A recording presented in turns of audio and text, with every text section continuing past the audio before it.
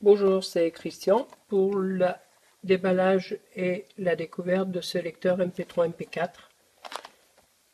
Donc on va commencer par ouvrir son emballage en essayant de pas se blesser.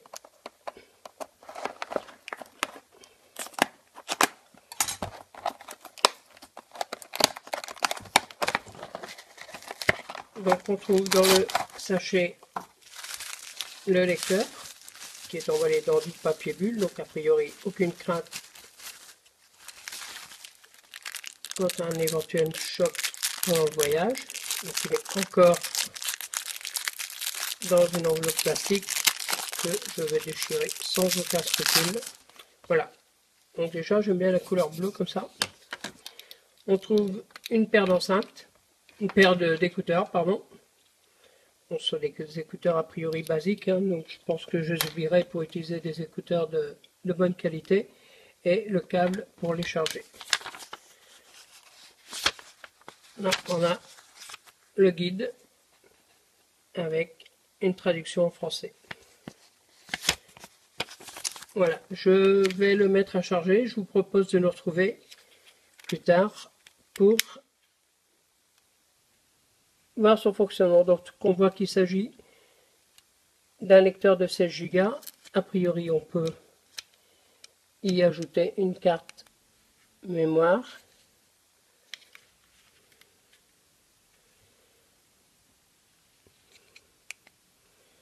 Donc on peut déjà avoir un aperçu de ses fonctionnalités. Donc on le retrouvera pour un test plus complet rapidement. À bientôt. Fonctionnement de ce lecteur MP3. Donc on va écouter un peu de Peter Gabriel.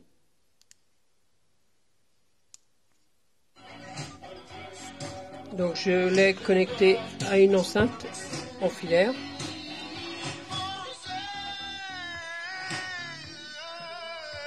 Donc on voit que on a des bases qui sont relativement bien présentes.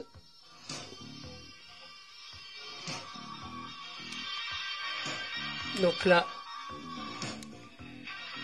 on a un équaliseur qui va nous permettre d'adapter le son à notre envie.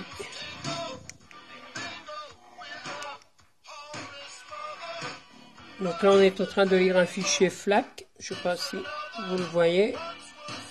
Donc le lecteur lit les fichiers FLAC et les fichiers MP3. Voilà, donc il faut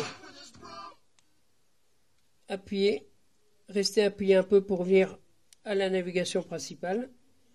Donc là pour voir un peu la vidéo. Voilà, c'est la vidéo qui est fournie avec, n'ayant pas de vidéo encodée au format VMA. Donc je pense que ce ne sera pas l'utilisation première de ce lecteur. Donc on va passer au mode enregistrement. Donc comme je vous le disais dans le commentaire, on peut choisir le type de son, donc de 32 à 256 kilobits par seconde. On peut également choisir, et ça sera sans doute très intéressant, le microphone, donc qui est le microphone interne, qui doit se trouver quelque part. Je ne vois pas où d'ailleurs. Ou on peut sélectionner également l'entrée audio. Donc si on a un microphone de bonne qualité, on préférera utiliser ça. La partie radio FM. Comme ça vers son objectif et il va en effet donc on voit que la réception est pas mauvaise, hein. Le 25 février à Miami où il va gagner une minute. Salut, c'est Bruno Robles. Je vous retrouve tous les matins sur Rire et Chanson entre 6h et 10h pour un morning 100% rire. Donc on a la station qui a été mémorisée en 3e position. Et on a là la possibilité de faire une recherche audio et de supprimer la station enregistrée ou tout. Donc pour les images je vous propose de voir l'image également fournie avec le lecteur. Donc la qualité là, hein, bon, on a toujours ce problème de taille d'écran.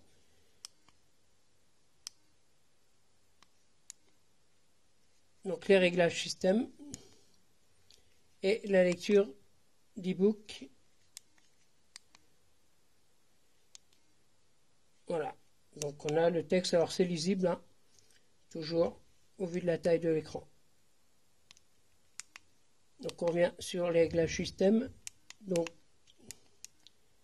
on va choisir là la langue qu'on souhaite.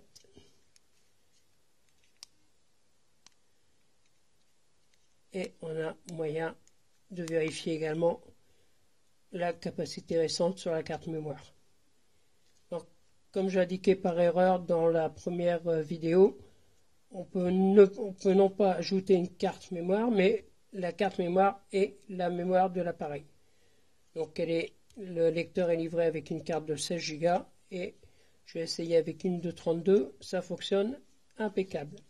Voilà pour cette présentation du lecteur MP4 qui est, ma foi, un produit très intéressant. À bientôt pour d'autres tests.